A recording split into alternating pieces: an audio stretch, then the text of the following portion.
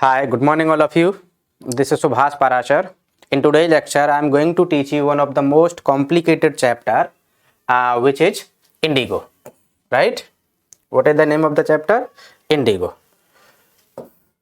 It's written by Louis Fisher. So let us know something about Louis Fisher first of all. Louis Fisher was born in 1896 and died in 1970. Was born in Philadelphia. Where was he born? He was born in Philadelphia, right? He served as a volunteer in the British Army between 1918 and 1920. Fisher made a career as a journalist and wrote the New York Times, the Saturday Review and for European and Asian publications. यानी एक famous journalist थे and he used to write for New York Times and Saturday Review and for some of the European and Asian publications. He was also member of the faculty at Princeton University. क्या थे ये? Member of faculty थे कहाँ पर? Princeton University में, right? The following is an excerpt. Whatever we are going to read today is an excerpt of Louis Fisher's book entitled The Life of Mahatma Gandhi. यानी कि एक accept है जो Louis Fischer के द्वारा book लिखी गई थी उसका. The name of the book is The Life of Mahatma Gandhi, right? The book has been reviewed as one of the best books ever written on Gandhi by Times Educational Supplement.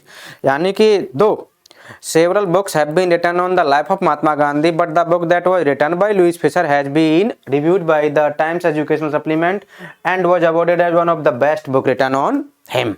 Right? So this was the bit information about Louis Fisher. Now let me tell you something about the chapter. Before going to the text, I would like to give a gist of the chapter. The chapter Indigo is all about Champaran movement which happened in 1917. Right? You know, indigo means dye. I mean, it is a color. It was made from a crop that was grown in some parts of India like today's Bihar and West Bengal, right, and some part of UP. Let me tell you the root cause of the problem. The chapter that we are going to discuss is not a fiction, right? It is a part of history and it is reality. ये एक reality है, तो मैं आपको थोड़ी सी gist दे देता हूँ इसके बारे में. See,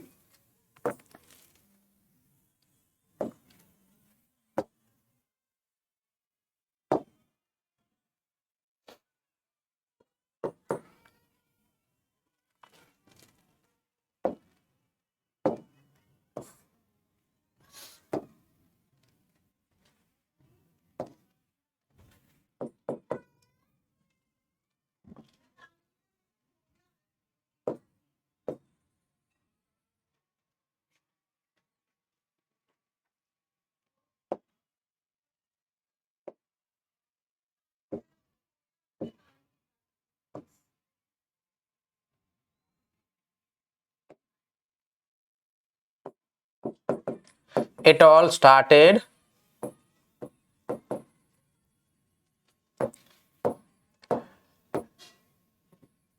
in 1917, right? कब स्टार्ट हुआ था? 1917 में. Just wait a minute. Let me make it clear.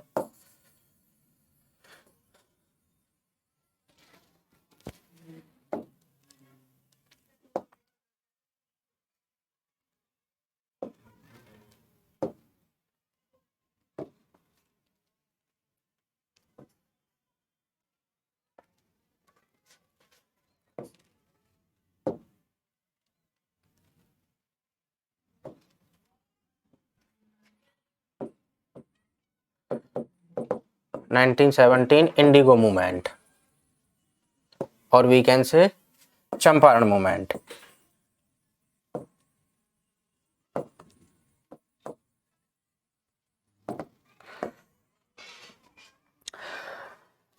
कहानी शुरू होती है लुईस फिशर के द्वारा महात्मा गांधी के इंटरव्यू से. I mean Louis Fischer went to Mahatma Gandhi and he had an interview with him, right. ये बात है आपकी 1942 की. कब की बात है? 1942 की, जब लुईस फिशर जो है महात्मा गांधी के central India located Sevagram Ashram में गए and there he had a meeting with him and in that meeting Mahatma Gandhi told Louis Fischer how he decided to urge the departures of the British from India, कि किस तरीके से महात्मा गांधी ने जो है ब्रिटिशर्स को इंडिया से भगाने का डिसीजन लिया था, right.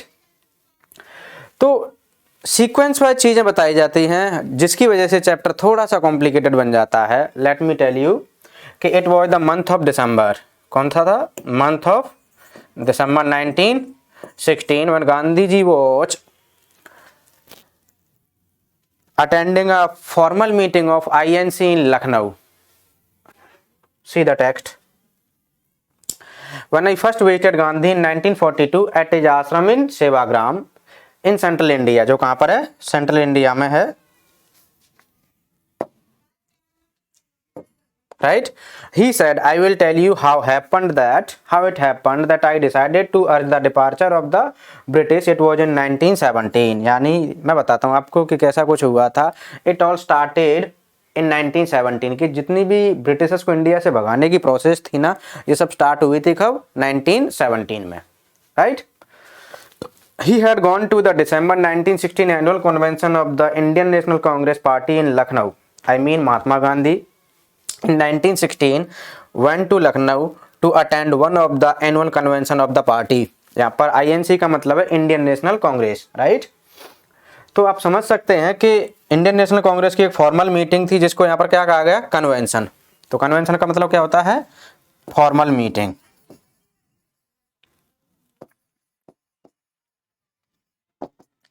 Right.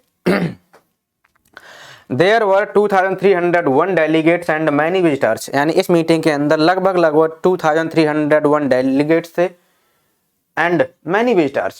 During the proceedings, Gandhi recounted. Gandhi describe करते हैं कि उस प्रोसीडिंग के दौरान a peasant came up to me looking like any other peasant in India. एक पेजेंट मीन्स होता है स्मॉल फार्मर। क्या होता है? Small farmer basically who works on somebody's land, जो किसी और की लैंड पर काम करता है ना, जो किसी और की जमीन पर काम करता है, फसलें उगाता है, उसे कहते हैं peasant. In India poor and emaciated. कैसा था वो? पुअर सा था और इमेसिएटेड था।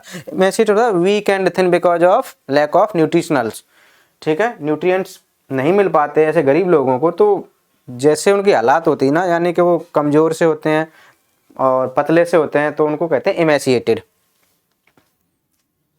And said I am Rajkumar Shukla. ये बंदा था राजकुमार शुक्ला, राइट।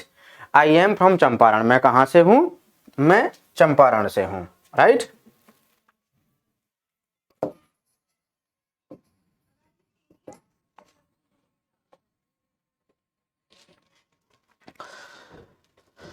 चंपारण की अगर बात करते हैं,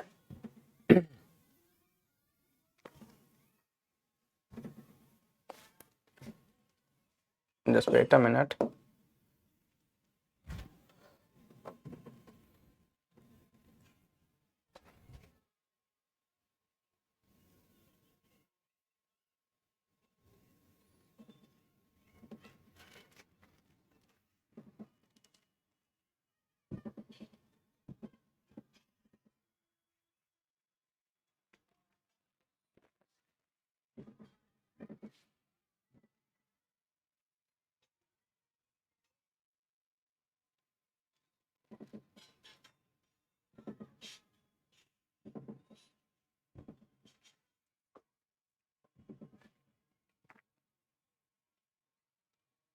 now see, I am Rajkumar Shukla. मैं कौन हूँ? राजकुमार शुक्ला हूँ। I am from Champaran and I want you to come to my district. और मैं चाहता हूँ कि आप हमारे डिस्ट्रिक्ट में आए। Gandhi had never heard of it, right. I mean Gandhi ji ने चंपारण के बारे में कभी भी नहीं सुना था। It was in the foothills of the towering Himalayas near the kingdom of Nepal. यानी ये जो अपना टॉवरिंग हिमालय है ना, इसकी फुटहिल्स में लोकेटेड है। And it makes it's boundary with the kingdom of Nepal. और नेपाल से इसकी क्या लगती है? बाउंड्री लगती है। Well, under N ancient arrangement the Champaran pageants were share croppers.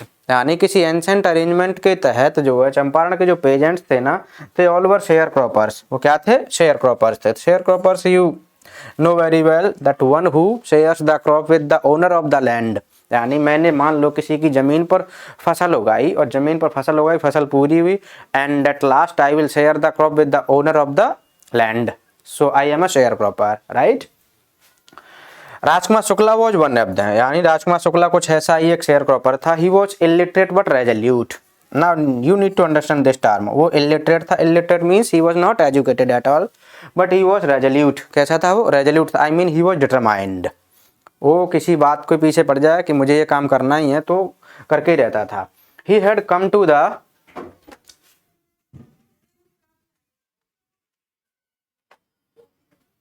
कर रहा है कि रुका हुआ?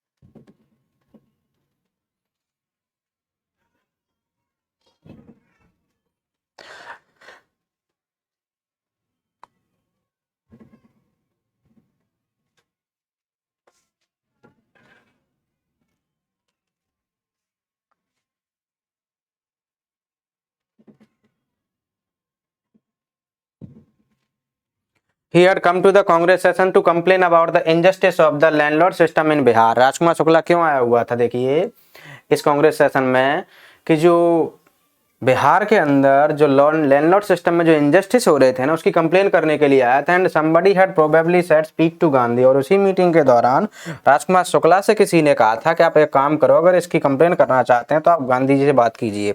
Since you know very well that from 1999 to 1914 and about that only 1915 में जो है साउथ अफ्रीका से महात्मा गांधी इंडिया में आए थे, तो उन दिनों महात्मा गांधी की इंडिया में तूती बोलती थी। I mean he was considered one of the greatest leaders of that time।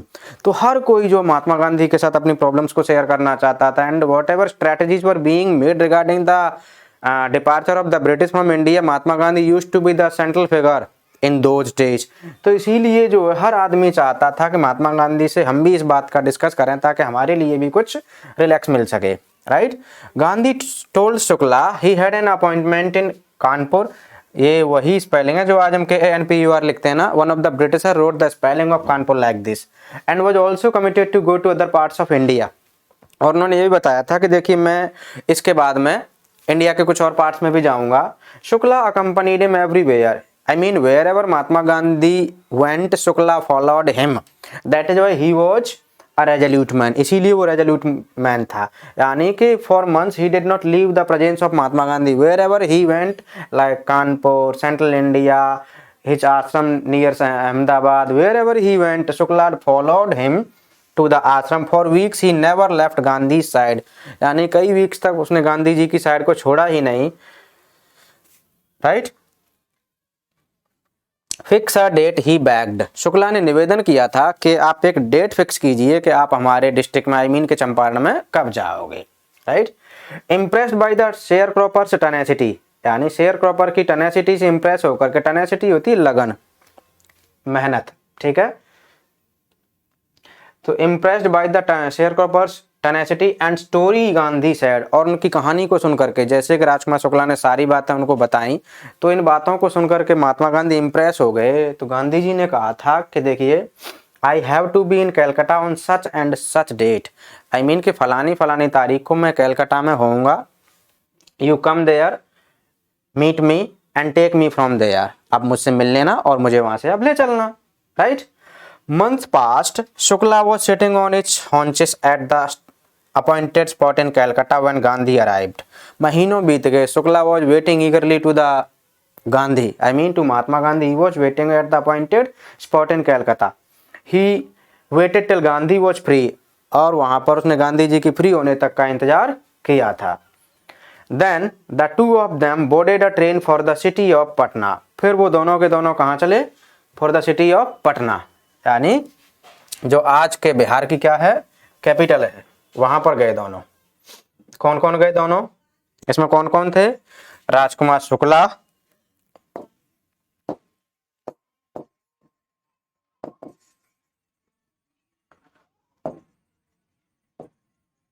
दूसरा कौन था? Mahatma Gandhi, right.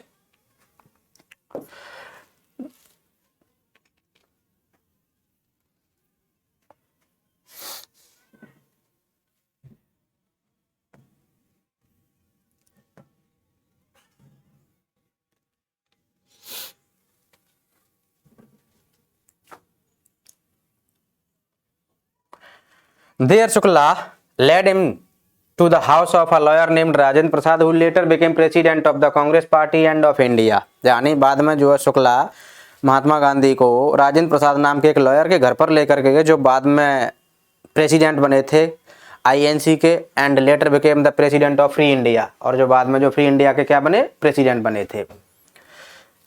Unfortunately Rajendra Prasad was out of town. Rajendra Prasad क्या थे, आउट ऑफ टाउन थे।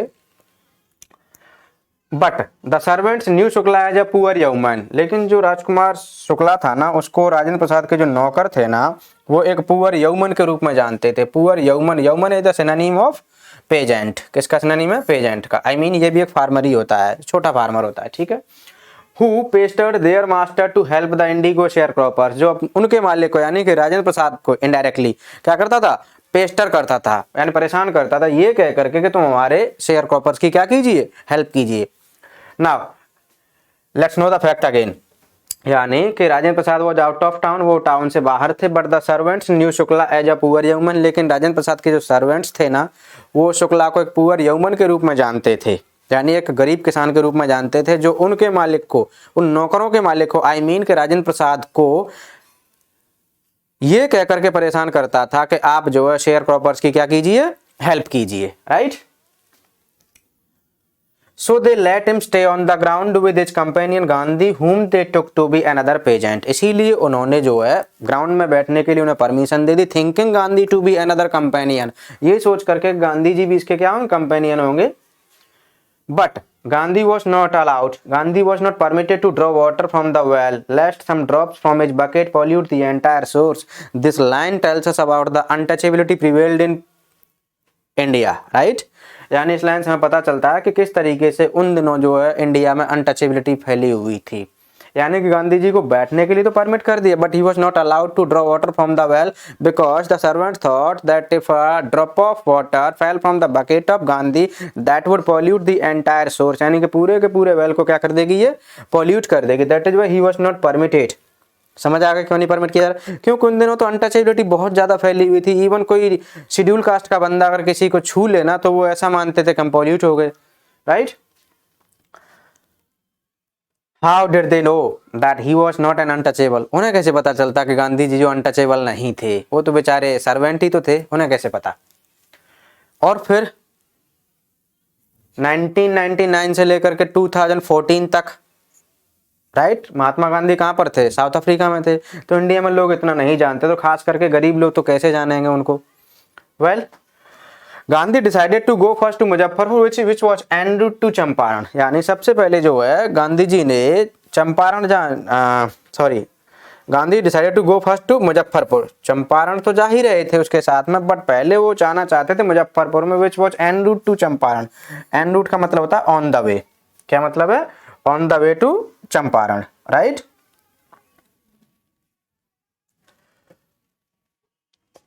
To obtain more complete information about conditions than Shukla was capable of imparting. यानी actually में Mahatma Gandhi was a law abiding man. He wanted to get more information about the cases and the issues. That is why he wanted to go to Muzaffarpur. क्योंकि उनको लग रहा था कि Rajkumar Shukla is an illiterate man and he cannot impart as much more complete information as he needed. Right, he accordingly sent a telegram to professor J B Kripalani. ये वही जेबी कृपलानी है जिन्होंने बाद में जो है नेहरू गवर्नमेंट के खिलाफ जो है क्या लाए थे, नो मोशन कॉन्फिडेंस लेकर के आए थे, राइट। जेबी कृपलानी मतलब कि जीवित राम भगवान दास कृपलानी। और मैं थोड़ी सी और बात ऐड करना चाहता हूँ आपकी नॉलेज के लिए। इनकी वाइफ जो सुचेता कृपलानी थी, that became the first lady CM of Uttar Pradesh. यानी यूपी की पहली लेडी सीएम बनी थी इनकी वाइफ, जिसका नाम क्या बताया, सुचेता कृपलानी, राइट। तो J B Kripalani of the arts college in Muzaffarpur किससे मिलना चाहते थे वहां पर, उन्होंने तुरंत ही टेलीग्राम कर दिया। किसके लिए, जेबी कृपलानी के जो क्या थे, मुजफ्फरपुर में आर्ट्स कॉलेज के प्रोफेसर थे। whom he had seen at Tagore Shanti Niketan school. यानी जिनसे महात्मा गांधी की पहले से ही अक्वेंटेंस थी, यानी कि वो उसके एक दोस्त कह सकते हैं, जिनसे उनकी मुलाकात हुई थी टैगोर शांति निकेतन स्कूल कलकत्ता में। कहां पर मुलाकात हुई थी, टैगोर शांति निकेतन स्कूल कलकत्ता में इनकी मुलाकात हुई थी, right.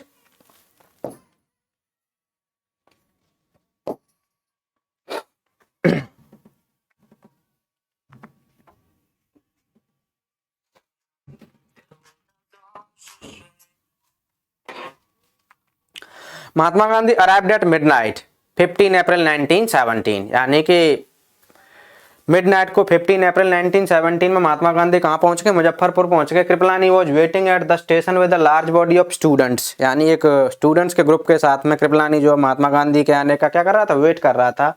Gandhi stayed there for 2 days in the home of professor Malkani, a teacher in a government school, यानी वहां पर गांधी जी जो है एक गवर्नमेंट स्कूल टीचर था जिसका नाम है प्रोफेसर मालकानी। क्या नाम है? प्रोफेसर मालकानी। उनके घर पर रुके थे 2 दिन तक। Now after staying at the home of professor Malkani, जो एक गवर्नमेंट स्कूल टीचर हैं, गांधी जी क्या कहते हैं? देखिए, it was an extraordinary thing in those days, कि उन दिनों ये चीज ना बड़ी एक्स्ट्राऑर्डिनरी सी थी for a government professor to harbour a man like me, यानी कि एक गवर्नमेंट प्रोफेसर, एक गवर्नमेंट एम्प्लॉय मेरे जैसे व्यक्ति को क्या दे रहा था? हार्बर कर रहा था। हार्बर करने का मतलब होता है शेल्टर देना। क्या करना? शेल्टर देना, right. Harbour a man like me in smaller. अच्छा, क्यों ऐसे एक्स्ट्राऑर्डिनरी चीज क्यों थी? वो इसीलिए थी, in smaller localities the Indians were afraid to show sympathy, क्योंकि छोटी छोटी लोकेलिटीज में Indians were afraid to show sympathy for advocates of home rule, यानी जो होम रूल के एडवोकेट्स होते थे, ऐसे लोग जो होम रूल के फेवर में होते थे, उन लोगों को सिंपैथी देने से गवर्नमेंट एम्प्लॉइज डरते थे, खास करके स्मॉल लोकेलिटीज में। कहां पर? स्मॉलर लोकेलिटीज में। बट यहां पर स्मॉलर लोकेलिटीज होने के बावजूद भी प्रोफेसर मालकानी एंड प्रोफेसर कृपलानी जैसे बंदे जो है एक ऐसे बंदे को शेल्टर दे रहे हैं जो होम रूल के फेवर में है, right. The news of Gandhi ji advent, advent का मतलब होता है अराइवल। क्या मतलब होता है? अराइवल, ठीक। तो the news of Gandhi ji advent and of the nature of his mission, और उनके मिशन के बारे में जो लोगों को पता चला था ना, through Muzaffarpur and to Champaran, चारों तरफ जो है उनके आगमन का समाचार जो है आग की तरफ फैल गया, right. Sharecroppers from Champaran began arriving on foot and by conveyance to see their champion, यहाँ पर चैंपियन कौन है? महात्मा गांधी। यानी शेयर क्रॉपर्स जो मुजफ्फरपुर से, चंपारण से, कुछ अपने व्हीकल से, तो कुछ पैदल पैदल चल पड़े अपने चैंपियन से मिलने के लिए। यहाँ पर चैंपियन कौन है? गांधी। कौन है champion? Gandhi, right. Muzaffarpur lawyers called down Gandhi, called down का मतलब होता है मैट। मुजफ्फरपुर के वकील जो है गांधी से मिले to brief him about the cases of the poor peasant that they were lodging in the court. They frequently represented peasants groups in court, यानी ये लॉयर थे ना जिन्होंने महात्मा गांधी से मीटिंग की थी, ये लॉयर के केसेस को जो कोर्ट में रिप्रेजेंट करते थे। They told him about their cases and reported the size of their fee, उन्होंने जो केसेस के बारे में बताया and reported about the size of their fee, और उन्होंने अपनी फी के बारे में भी बताया कि हम इनसे इतनी फीस लेते हैं, right.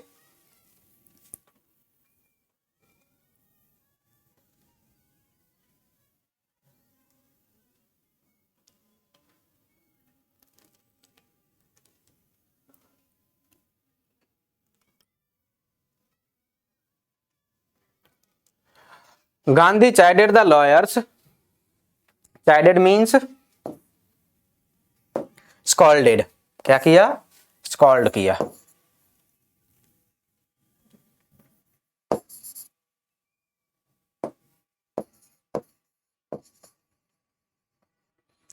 Gandhi scolded the lawyers for collecting big fee from the sharecroppers. He said, I have come to the conclusion that we should stop going to lockouts. उन्होंने कहा कि हमें जो है लॉकआउट जाना बंद कर देना चाहिए। Taking such cases to the courts does little good, यानी इस तरह के केसेस को कोर्ट में ले जाने से कोई बेनिफिट नहीं है। Where the peasants are so crushed and fear stricken, जहां पर पेजेंट्स जो इतने डरे हुए हैं और इतने फियर स्ट्रिकन हैं।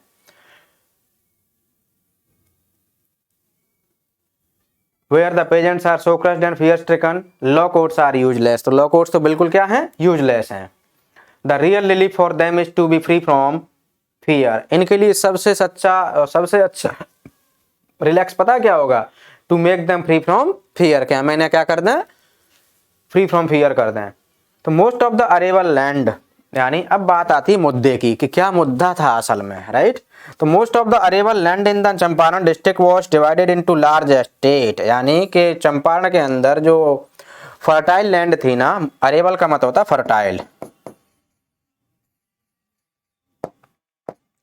Most of the fertile land in the Champaran district was divided into large estates owned by the English landlords या इंग्लिश मैन, यानी जो उपजाऊ जमीन थी ना चंपारण के अंदर, वो बड़ी बड़ी एस्टेट्स में बटी हुई थी, जिसके मालिक कौन हुआ करते थे? ब्रिटिशर्स हुआ करते थे, यानी कि ब्रिटिश लैंडलॉर्ड हुआ करते थे इसके मालिक। वेल, ब्रिटिश लैंडलॉर्ड इसके मालिक हुआ करते थे।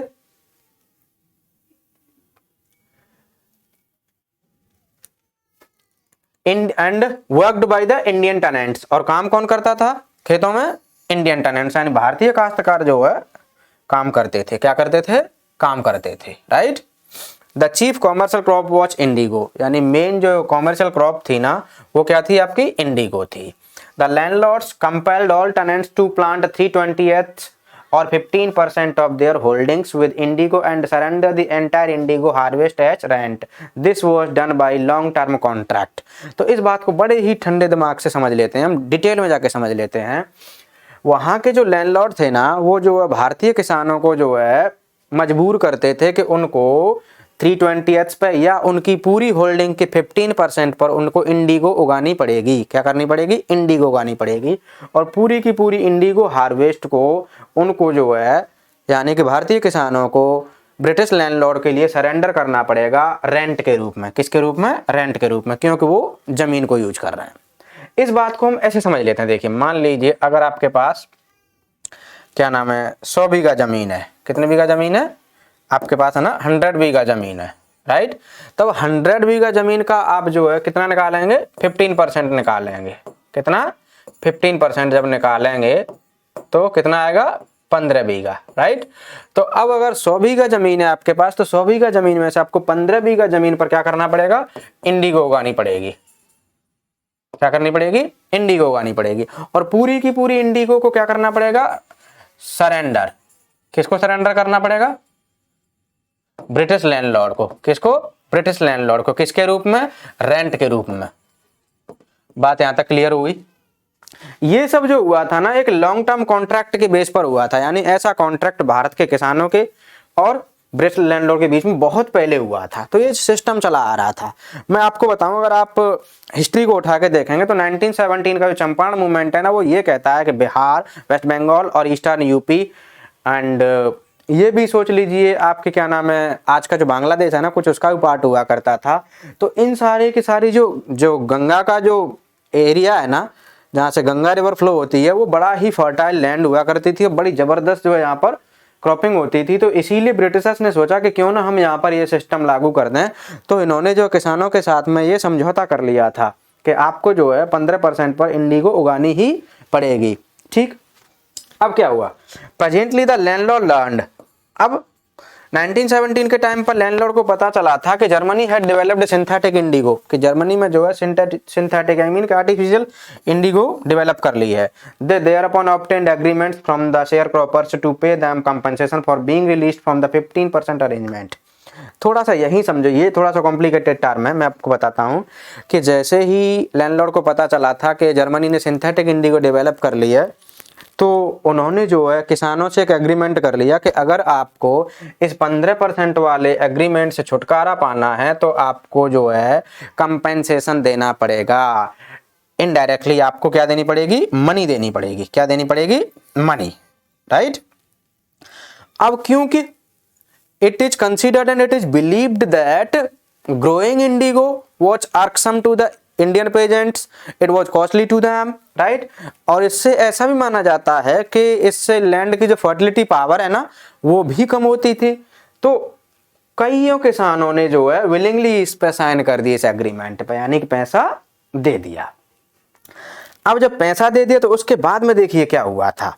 For being release from the 15% arrangements, यानी कि ये किसानों को प्रस्ताव दे दिया, लॉलीपॉप दे दी कि अगर आपको 15% के इस एग्रीमेंट से छुटकारा पाना है, यानी कि अब इसके बाद में साइन करने के बाद में तुम इस जमीन पर अपनी मर्जी की कोई फसल उगा सकते हो, but for that you have to pay money. क्या करना पड़ेगा?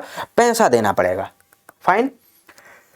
अब देखो थोड़े दिनों बाद क्या होता है। The share cropping arrangement was अक्षम। कैसा था ये? अक्षम था। अक्षम का मतलब होता है रिस्की। कैसा? Risky, right. To the peasants and many signed willingly, तो बहुत सारे किसानों ने डेलिबरेटली एंड विलिंगली क्या कर दिए? साइन कर दिए। Those who registered engaged lawyers, यानी ऐसे लोग जिन्होंने रजिस्टर किया था इस एग्रीमेंट का, उन्होंने वकीलों को हायर कर लिया। द लैंडलॉर्ड्स हायर ठग्स, अब ऐसे लोगों को डराने के लिए लैंडलॉर्ड ने किसको हायर कर लिया? ठग्स को हायर कर लिया। ठग होते हैं, आपकी शुद्ध भाषा में मैं कहूं तो क्रिमिनल। कौन होते हैं? Criminals, right.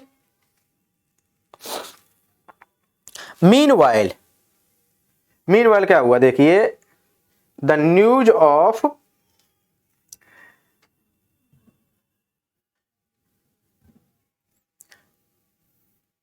एक मिनट रुक जाओ, अभी थोड़ा सा इसको आगे कर देता हूं।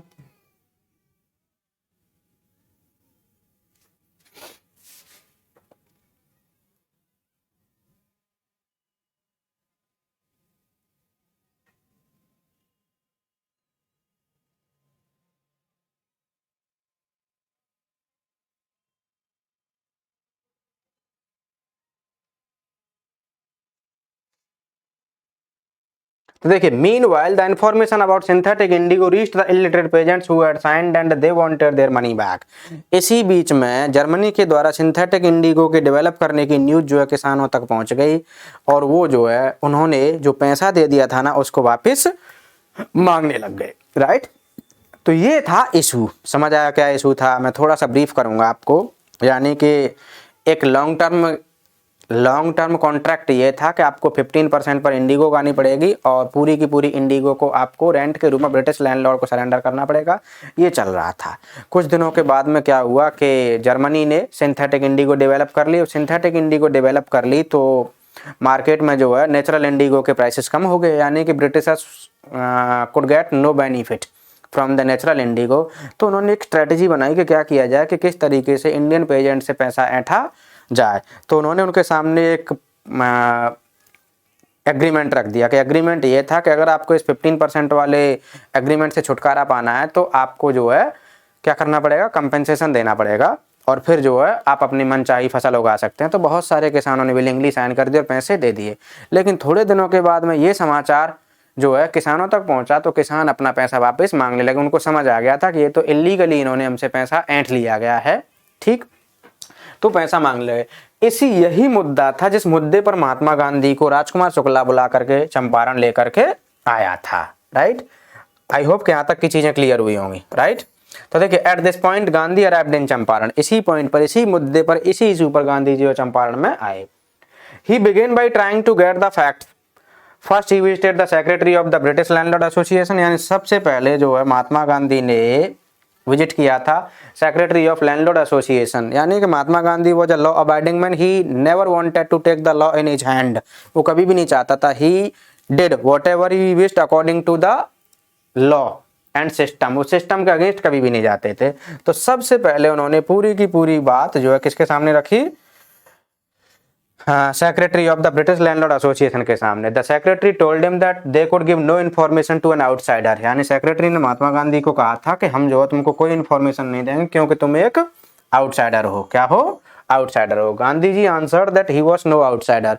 गांधी जी ने उसको रिप्लाई दिया कि भाई वो आउटसाइडर नहीं है, वो भी तो इंडिया का ही है। और ये इशू कहाँ का है? इंडिया का है, तो आउटसाइडर कैसे कह सकते हो, right. Next, Gandhi called on the British official commissioner of the Tirhut division in which the Champaran district ले। अगली बार महात्मा गांधी का जो एक्शन था वो ये था कि Gandhi ji had a meeting with the British official commissioner, यानी कि कमिश्नर से गांधी जी ने मीटिंग की थी, यानी तिरहुत डिवीजन के कमिश्नर से। तिरहुत एक डिवीजन है जबकि चंपारण एक डिस्ट्रिक्ट है। Division is the major part of a state, right, in which there fall 5 to 6 district, यानी 5 से 6 डिस्ट्रिक्ट को मिलाकर के एक डिवीजन बनाया जाता है। उस डिवीजन को कहते हैं कमिश्नरी, और जो कमिश्नरी को हेड करता है, लीड करता है, वो कमिश्नर होता है, राइट, जिसके अंदर 4 से 5 डीएम होते हैं। तो उससे मुलाकात की। यानी तिरहुत एक डिवीजन है, चंपारण एक डिस्ट्रिक्ट है। यहाँ तक बात समझो। यानी तिरहुत डिवीजन के अंदर ही कौन सा डिस्ट्रिक्ट आता है? चंपारण डिस्ट्रिक्ट आता है आपका, राइट। The commissioner, Gandhi reports, Gandhi ji बताते हैं कमिश्नर ट्राइज टू, यानी प्रोसीडेड टू बुली मी, मुझे धमकाने की कोशिश कर रहा था, मुझे डराने की कोशिश कर रहा था। And advised me forthwith to leave Tirhut, और उसने मुझे सलाह दी थी कि तुम तुरंत ही तिरहुत से निकल जाओ। कहाँ से निकल जाओ? तिरहुत से निकल जाओ। अच्छा, Gandhi did not leave, instead he proceeded to Motihari the capital of Champaran. Gandhi ji हिले नहीं वहां से, इसके बावजूद गांधी जी जो है कहाँ चल पड़े, मोतिहारी की तरफ चल पड़े। Motihari is the capital city of Champaran. ये थोड़ा सा कॉम्प्लिकेटेड टर्म हो जाता है कि कोई डिस्ट्रिक्ट की क्या कैपिटल होती है। हाँ होती है। इंडिया के अंदर जहां तक मेरा मानना है 2 से 3 डिस्ट्रिक्ट्स हैं जिनका खुद का हेडक्वार्टर उनके डिस्ट्रिक्ट में नहीं है। जैसे कि one of the district of Haryana named Mahendragarh, जिसका डिस्ट्रिक्ट हेडक्वार्टर महेंद्रगढ़ में न होकर के नारनौल में है। कहां पर है, नारनौल में है। ठीक है। दूसरा आपका चंपारण है, जिसमें कि अपने आप में ही डिस्ट्रिक्ट होने के बावजूद भी डिस्ट्रिक्ट हेडक्वार्टर नहीं है, यानी कि चंपारण का जो डिस्ट्रिक्ट हेडक्वार्टर है वो मोतिहारी में है। कहां पर है, मोतिहारी में। That is why Louis Fischer is saying कि Gandhi did not leave instead, proceeded to Motihari the capital of Champaran, जो चंपारण का हेडक्वार्टर है। क्या है, हेडक्वार्टर है। आमतौर पर क्या होता है कि जितने भी डिस्ट्रिक्ट्स होते हैं उनका हेडक्वार्टर उसी सिटी में होता है, राइट। फॉर एग्जांपल आगरा का आगरा में है, राइट। बरेली का बरेली में है, अलवर का अलवर में है, या फिर झज्जर का झज्जर में है, कोई भी ले लीजिए। Several lawyers accompanied him. जैसे ही गांधी जी वहां पर पहुंचे तो बहुत सारे लॉयर्स उनके साथ में थे। At the railway station a vast multitude, यानी कि बहुत बड़ी भीड़ ने ग्रीटेड गांधी, गांधी जी का रिस्पेक्ट किया। He went to a house and using it as headquarters. वो एक घर पे गए और वहां उस घर को उन्होंने हेडक्वार्टर के रूप में यूज किया। कंटिन्यूड हिज इन्वेस्टिगेशंस, और वहां पर अपने इन्वेस्टिगेशंस को उन्होंने जारी रखा, right. A report came in that a peasant had been maltreated in a nearby village. तभी जो एक न्यूज आई थी कि एक नियर बाय विलेज में एक किसान को जो ब्रिटिश अथॉरिटी के द्वारा मैल्ट्रीट किया गया। मैल्ट्रीट का मतलब होता है मिसबिहेव करना। क्या करना, मिसबिहेव करना।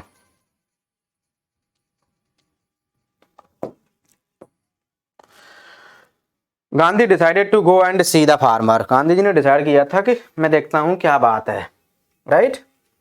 तो गांधी जो है उसके पास जाना चाहते थे। Fine.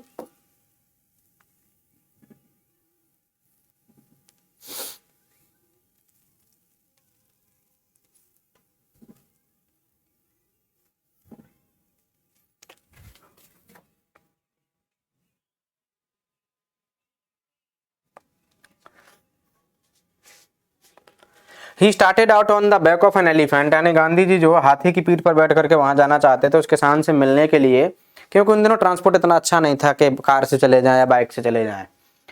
He had not proceeded far when the police superintendent's messenger overtook him and ordered him to return to town. वो ज़्यादा दूर नहीं चल पाए थे कि तभी जो है सुपरिंटेंडेंट का मैसेंजर आया, उसने जो गांधी को ओवरटेक किया और उसने महात्मा गांधी को ऑर्डर दिया कि तुम तुरंत ही जो मेरे साथ चलो, राइट।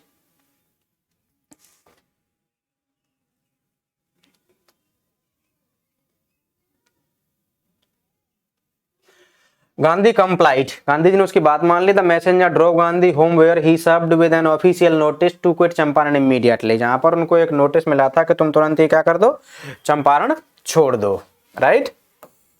पहले से ही वो प्लानिंग किए हुए थे ब्रिटिश ऑफिशियल्स के गांधी जी को यहां से भगाओ, ये हमारी दाल नहीं गलने देगा। That is why they noticed, they gave a notice to Mahatma Gandhi and said to him to leave and quit Champaran immediately. Gandhi signed the receipt, Gandhi ji ने क्या किया, रसीद ली, उस पर साइन किए for the notice and wrote on it that he would disobey the order, और उन्होंने कहा कि मैं तुम्हारी बात बिल्कुल भी नहीं मानूंगा। वेल, इन कंसिक्वेंसेस का रिजल्ट क्या निकला, Gandhi received a summon to appear in court the next day, यानी अगले दिन गांधी जी को कोर्ट में हाजिर होने के लिए सम्मन मिल गया। क्या मिल गया, सम्मन मिल गया।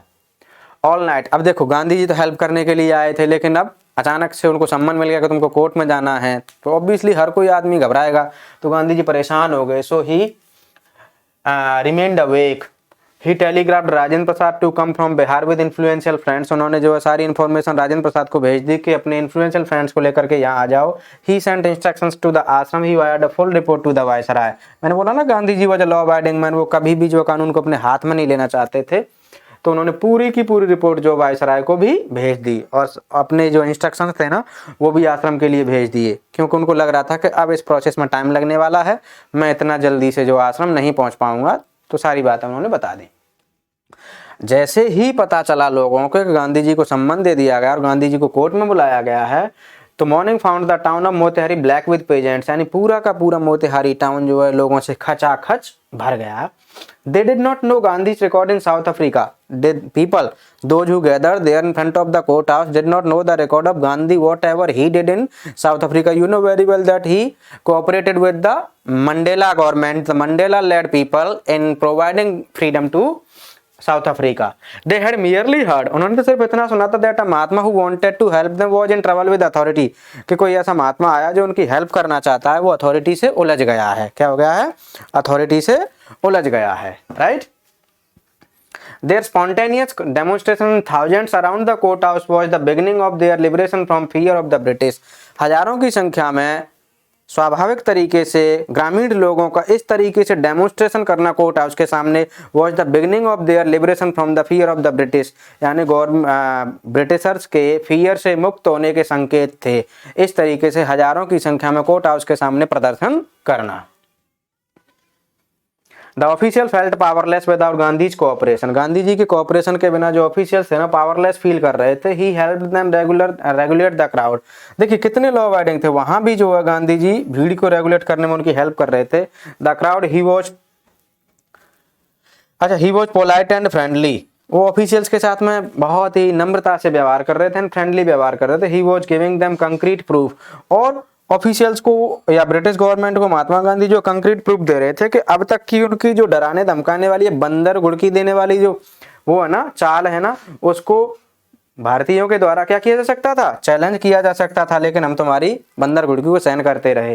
यानी जो अनक्वेश्चन्ड पावर थी ना, जिस पर हम कभी क्वेश्चन मार्क नहीं लगाते थे, उसको अब तक क्या किया जा सकता? चैलेंज किया जा सकता था. लेकिन हम शांत रहे.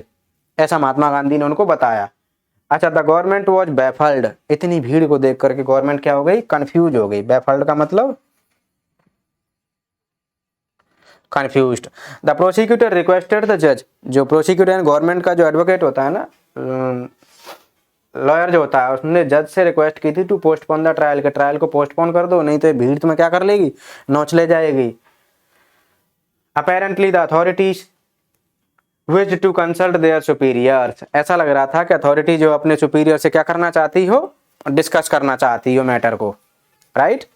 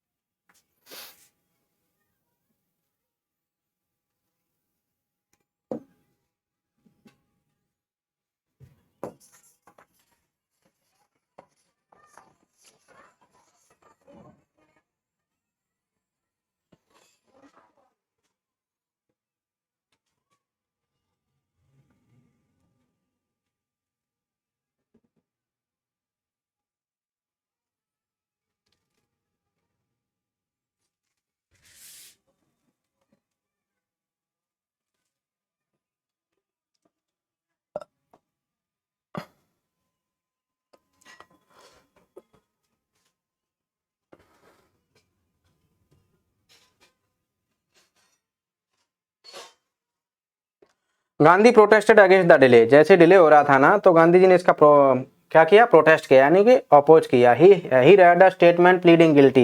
गांधी जी ने अपने आप को गिल्टी मानते हुए जो एक स्टेटमेंट पढ़ा था. He was involved, he told the court in a conflict of duties. I mean there was a dilemma in front of Mahatma Gandhi. उन्होंने ऐसा बताया. क्या कहा? देखो, on the one hand not to set a bad example as a law breaker. कि एक और तो जो महात्मा गांधी एक लॉ ब्रेकर के रूप में अपने आप को एक बैड एग्जाम्पल नहीं पेश करना चाहते थे. And on the other hand to render the humanitarian and national service for which he had come. अपनी सेवाएं देना चाहते थे मानवता को और राष्ट्र को, जिसके लिए वो वहां पर आए हुए थे. He disregarded the order to leave. तो उन्होंने जो चंपारण छोड़ने के ऑर्डर को तो डिसरिगार्ड कर दिया. Not for want of respect for lawful authority. ऐसा नहीं था कि उन्होंने जो है उनके अंदर जो अथॉरिटी के लिए रिस्पेक्ट नहीं था, but in obedience to the higher law for being. लेकिन वो ज्यादा अपनी बात मानते थे अंतरात्माओं की. The voice of conscience. किसकी बात मानते थे? The voice of conscience. वो उनके लिए ज्यादा थे, यानी कि उनकी अंतरात्माओं की आवाज. He asked the penalty due. तो उन्होंने कहा था कि ठीक है तुम पेनल्टी लगा लो, बट मैं जो है चंपारण नहीं छोड़ूंगा. Right. The magistrate announced that he would pronounce sentence after 2 hour recess. Magistrate ने अनाउंस किया था कि वो 2 घंटे की रिसेस के बाद में जो है क्या करेगा? केस की सुनवाई करेगा. And asked Gandhi to furnish bail for those 120 minutes, और गांधी जी को कहा था कि तुम उन 120 मिनट्स के लिए क्या कर सकते हो, बेल पर यानी कि सिक्योरिटी पर फ्री हो सकते हो। गांधी रिफ्यूज, गांधी ने कहा ना, तुम केस सुनाओ, तुम सजा सुनाओ, मैं तो बस सुनने को बैठा हूँ। द जज रिलीज हिम विदाउट बेल, तो जज ने जो है बिना बेल के ही महात्मा गांधी को क्या कर दिया, रिलीज कर दिया, right. When the court reconvened, I mean when the court restarted, जब कोर्ट जो रीस्टार्ट हुआ, the judge said he would not deliver the judgment for several days, कि वो जो है कई दिनों तक इस केस की सुनवाई नहीं करेगा और कोई जजमेंट नहीं देगा। Meanwhile he allowed Gandhi to remain at liberty, तो meanwhile जो है उसने जो है गांधी जी को फ्रीडम के साथ चंपारण रहने के लिए क्या कर दिया, अलाउ कर दिया। लेकिन ध्यान रखना, चंपारण में रहने के लिए अलाउ किया है, लेकिन केस अभी भी गांधी जी के अगेंस्ट में चल रहा है, राइट। तो इस बात को भूलना नहीं है। वेल, अब देखिए आगे क्या हुआ। आगे जो वो बहुत मजेदार है बात, देखिए।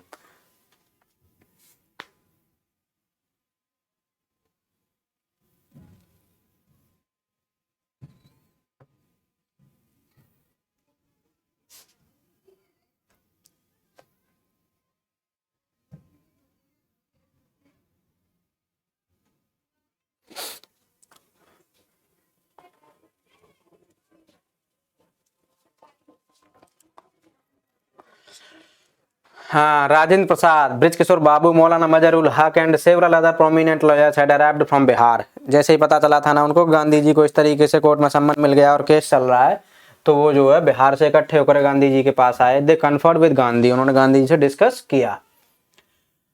What would they do, what would they do if he was sentenced to prison, Gandhi asked. तभी जो गांधी जी ने पूछा कि आप लोग क्या करोगे अगर मुझे जेल हो जाएगी तो।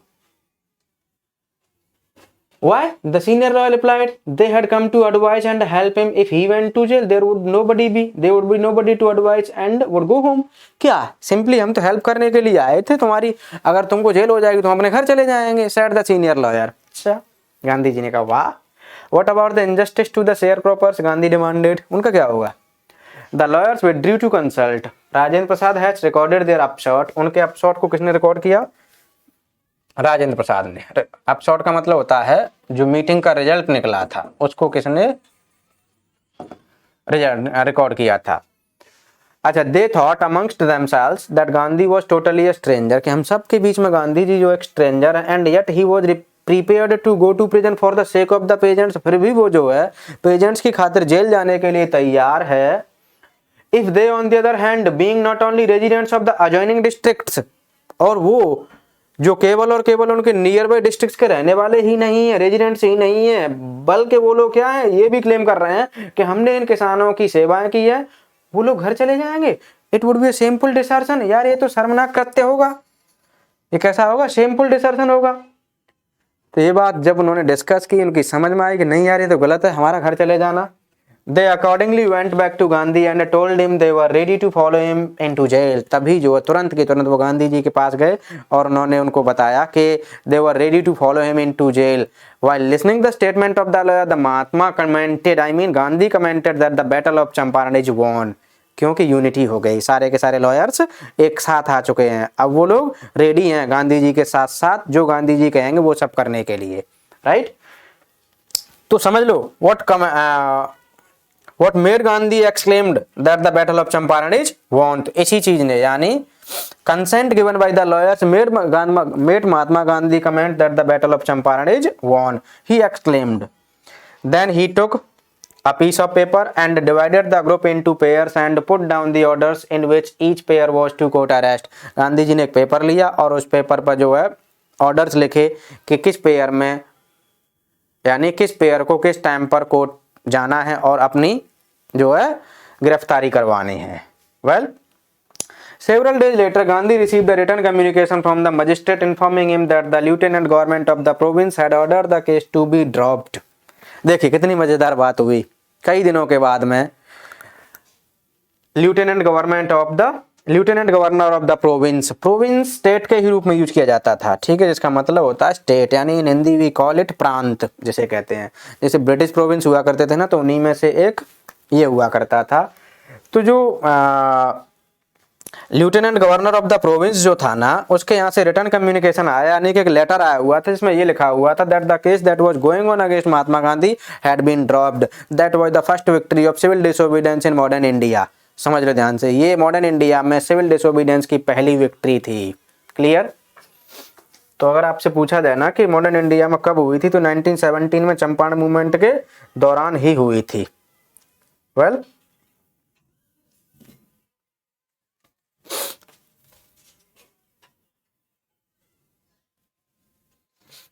Gandhi and the lawyers now proceeded to conduct a far flung inquiry into the grievances of the farmers. अब तो गांधी जी ने और उनके सहयोगी वकीलों ने जो है केस की डिटेल स्टडी करना शुरू कर दिया।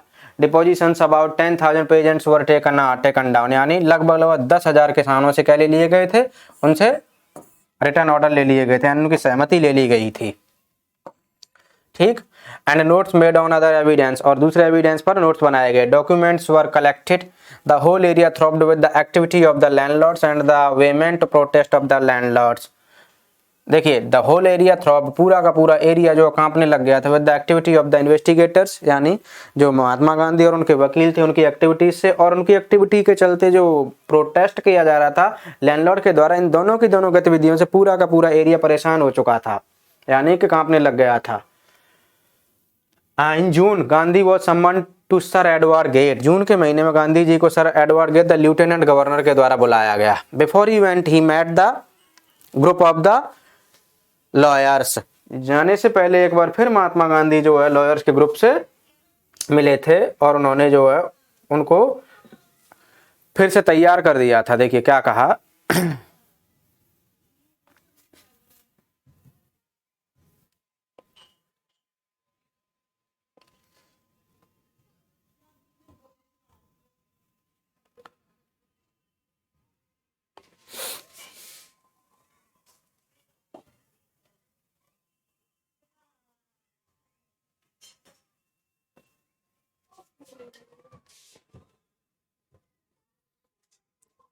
And again let detailed plan for civil disobedience if he should not return, कि अगर वो वापस नहीं आता है तो तुमको फिर से क्या करना है, वही सिविल डिसोबीडियंस करना है जो हमने पहले किया था। Gandhi had 4 protected interviews with the lieutenant governor, Gandhi ji के लेफ्टिनेंट गवर्नर के साथ में 4 लंबे लंबे बड़े बड़े क्या हुए थे, इंटरव्यूज हुए थे। हु एज अ रिजल्ट, जिसने, यानी कि गवर्नर ने as a result appointed an official commission of inquiry into the indigo share croppers, यानी इंडिगो शेयर क्रॉपर्स की प्रॉब्लम्स की सुनवाई करने के लिए एक ऑफिशियल कमीशन का गठन कर दिया। द कमीशन कंसिस्टेड ऑफ, देखिए इस कमीशन में कौन कौन लोग थे, लैंडलॉर्ड्स थे, राइट, गवर्नमेंट ऑफिशियल्स थे, and Gandhi as the sole representative of the peasants, और पेजेंट्स की साइड से कौन था केस को रिप्रेजेंट करने वाला, महात्मा गांधी थे। कौन थे, Mahatma Gandhi. Gandhi remained in Champaran for initial uninterrupted period of 7 months, लगभग 7 महीने तक गांधी जी जो है चंपारण में रहे थे। And again for several shorter visits, और उसके बाद में भी जो है छोटे छोटे विजिट्स उनको करने पड़े थे। The visit undertaken casually on the entreaty of an unlettered peasant, यानी एक अनएजुकेटेड से किसान के कहने पर जो विजिट किया गया था ना, उसने गांधी जी की इंपोर्टेंट लाइफ का लगभग 1 साल ले लिया था। कितना ले लिया था, 1 साल। तो देखिए, the official inquiry assembled a crushing mountain of evidence against the big planters, जो ऑफिशियल बैठा हुआ था, जो कमीशन बैठा हुआ था ना, उस कमीशन ने प्लांटर्स के खिलाफ में बड़े बड़े जो है सबूत इकट्ठे कर लिए थे। And when they saw this they agreed in principle to make refunds to the peasants, तो सैद्धांतिक रूप से वो जो है किसानों का पैसा लौटाने के लिए अग्री हो गए थे। But how much must we pay, they asked Gandhi, लेकिन उनको कितना पे करना है, उन्होंने इस बात को गांधी जी से पूछा, राइट, कि वो लोग उन्हें कितना पे करेंगे। वेल,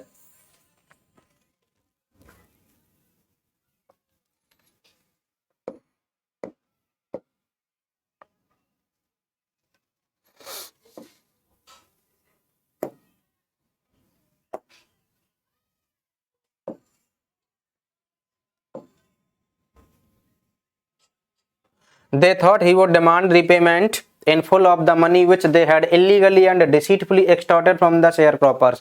उनको लग रहा था कि गांधी जी पूरे पैसे की डिमांड करेंगे जो उन्होंने क्या नाम है, इलीगली एंड डिसीटफुली एक्सटॉर्ट कर लिया गया था, किससे, पुअर शेयर क्रॉपर्स से। तो गांधी जी asked only for 50%। Gandhi ji ने कितने पैसे के लिए बोला था? सिर्फ और सिर्फ 50% के लिए, कि आप हमें कितना दे दो? सिर्फ और सिर्फ 50% दे दो, right. He seemed advent, right reverend J Z Hodge, a British missionary in Champaran. यानी उस टाइम पर गांधी जी जो है डिटरमाइंड लग रहे थे। कैसे लग रहे थे? डिटरमाइंड लग रहे थे। ऐसा कौन लिखते हैं? रेवरेंड जे.जेड हॉज, जो एक ब्रिटिश मिशनरी थे और उस टाइम पर चंपारण में काम कर रहे थे। Who observe the entire episode at a close range, जिन्होंने पूरे के पूरे एपिसोड को बड़े ही नजदीकी से देखा हुआ था। वेल, थिंकिंग प्रोबेबली, ये सोच करके that he would not give way, the representative of the planters offered to refund the extent of 25% and, देखिए ये सोच करके कि ये कोई भी रास्ता देगा नहीं बिना पैसा लिए, तो जो उनके रिप्रेजेंटेटिव थे ना लैंडलॉर्ड्स के, उन्होंने कितना ऑफर किया? 25%। कितना?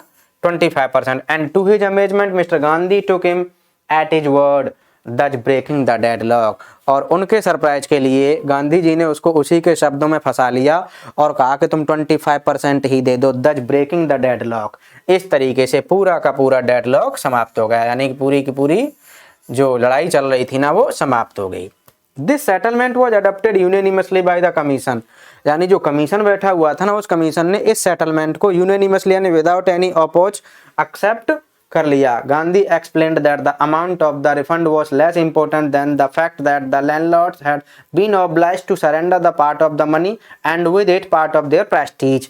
गांधी जी ने कहा कि देखिए पैसे का इतना ज्यादा इंपॉर्टेंस नहीं है जितना कि इस चीज का इंपॉर्टेंस है कि पैसे के साथ साथ जो लैंडलॉर्ड है ना अपनी प्रेस्टीज का कुछ हिस्सा भी सरेंडर कर रहे हैं। यानी कि ऐसा पहली बार इंडिया में हुआ था जब लैंडलॉर्ड्स या कोई ब्रिटिश गवर्नमेंट जो है इंडियन फार्मर के सामने या इंडियन लोगों के सामने जो है झुकी थी, नहीं तो इससे पहले कभी भी झुकी ही नहीं थी, राइट।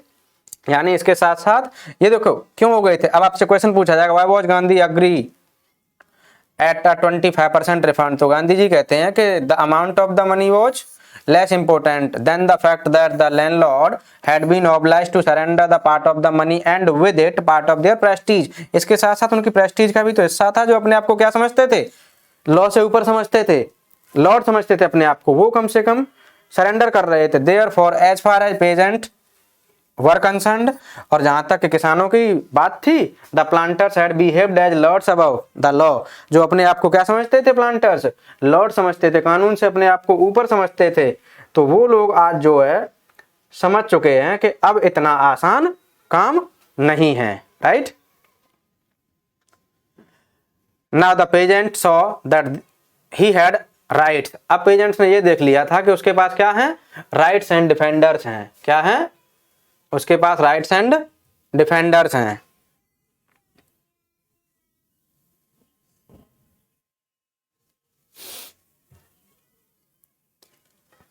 ही लर्नड करेज, और उसने क्या करना सीख लिया था?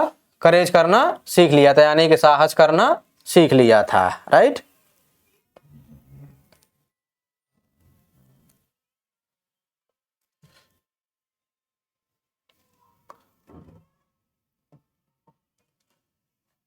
तो इस तरीके से रिफंड वाला मामला सेटिस्फाइड हो गया था। इवेंट जस्टिफाइड गांधी पोजीशन, जितनी भी इवेंट्स हुई थी ना सारी की सारी इवेंट्स ने गांधी जी की पोजीशन को जस्टिफाई किया था और इनडायरेक्टली ये कहा था गांधी जी अपनी बात में बिल्कुल ठीक थे।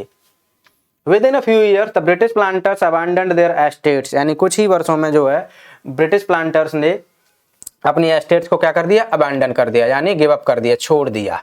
क्या कर दिया? छोड़ दिया, right. which reverted to the peasants, जो बाद में किसको दे दी गई थी?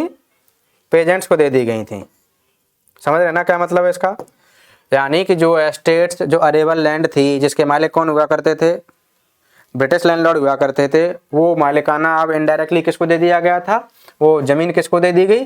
भारतीय किसानों को दे दी गई थी, राइट। पेजेंट्स को दे दी गई। इंडिगो शेयर क्रॉपिंग डिसअपीयर्ड, तभी से जो है इंडिया के अंदर इंडिगो की शेयर क्रॉपिंग क्या हो गई? खत्म हो गई। आज आपको कहीं भी कोई भी इंडिया का टाउन जो है इंडिगो नहीं उगाता दिख रहा होगा, क्योंकि नेचुरल इंडिगो की इतनी अब वैल्यू नहीं रही। अब जो सिंथेटिक इंडिगो काम करती है, जो उजाला आप देखते थे ना पहले, आज भी कम, आज तो खैर कम ही यूज करते हैं, उजाला उसी की एक फॉर्म है सिंथेटिक इंडिगो की। सो आई फील कि आज के लिए इतना ही काफ़ी है, लेक्चर लंबा हो जाएगा और आप बोरिंग फील करेंगे। अगर आपको अच्छा लगे तो please like share and subscribe the channel. Thank you, bye bye.